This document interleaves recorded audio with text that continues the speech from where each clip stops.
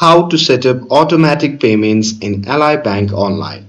Hey everyone, welcome back to the channel.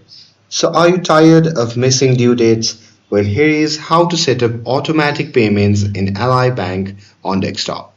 So now without further ado, let's get started. So first thing first, open any web browser and now here once inside, then you can just click on the search bar and simply search for Ally Bank.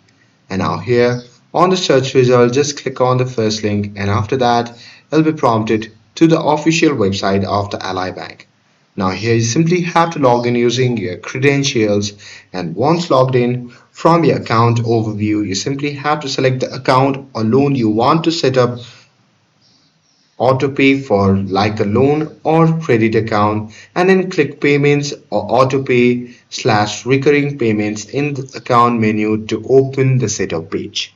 And there you can choose your payment method like using a linked ally account or add an external bank and enter the payment details after that.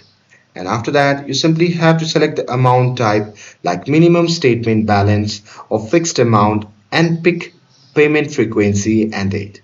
And once you're done with all it, you simply have to review the auto pay terms and confirm everything is correct. And then you can just click submit or activate auto pay and that's it.